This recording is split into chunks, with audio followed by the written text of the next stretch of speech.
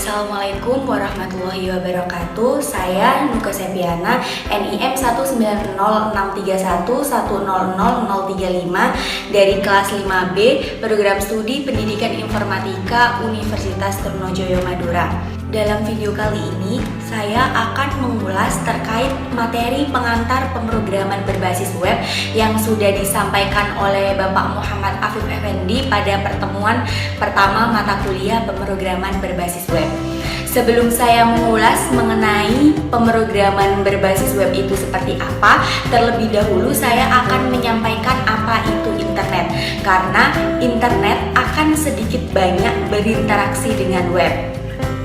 Beberapa ahli menyebutkan bahwa internet adalah international networking, yang mana merupakan dua komputer atau lebih yang saling berhubungan membentuk jaringan komputer hingga meliputi jutaan komputer di dunia.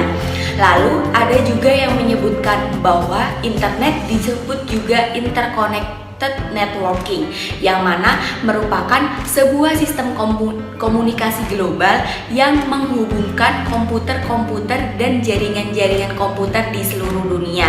Jadi dapat disimpulkan bahwasannya internet merupakan kumpulan dari berbagai jaringan komputer yang saling interkoneksi mencakup seluruh dunia dengan melalui jalur telekomunikasi.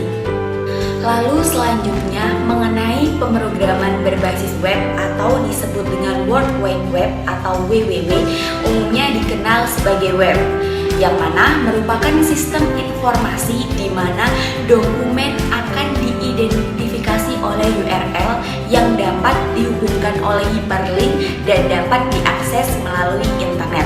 Terdapat beberapa istilah yang perlu kita ketahui dalam pemrograman berbasis web. Yang pertama ada protokol, yang mana protokol ini merupakan bahasa atau software standar untuk mengatur komunikasi jaringan komputer.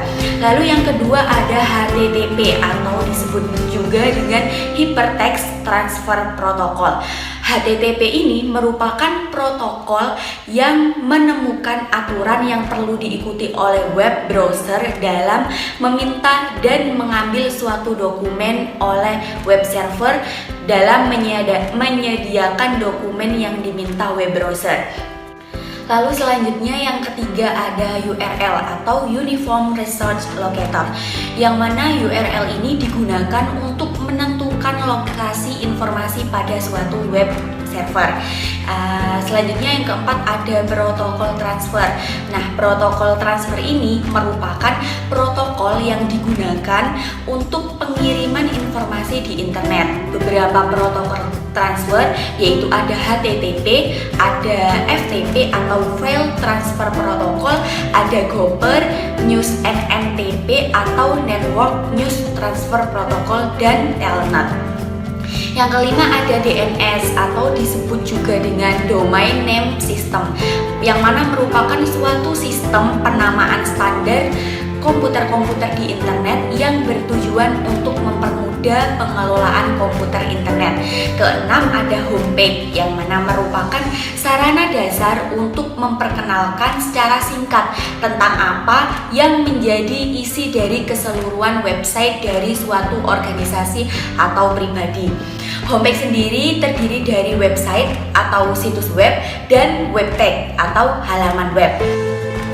Nah, dalam dunia internet terdapat dua sisi yang saling mendukung, yaitu server dan klien. Server sendiri merupakan penyedia berbagai layanan termasuk web. Sisi server berupa web browser, misalnya Apache, IIS, dan lain sebagainya. Sedangkan klien bertugas mengakses informasi yang disediakan oleh server. Sisi klien berupa web browser, misalnya Opera, Internet Explorer, dan lain sebagainya. Dalam web programming terdapat server-side programming dan client-side programming. Client-side programming untuk membuat web statis, sedangkan untuk membuat web dinamis diperlukan server-side dan client-side programming.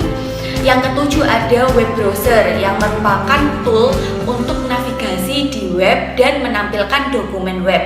Contohnya ada MS Internet Explorer, Opera, Google Chrome, dan lain-lain. Sekian yang dapat saya sampaikan. Terima kasih. Mohon maaf jika ada salah kata. Wassalamualaikum warahmatullahi wabarakatuh.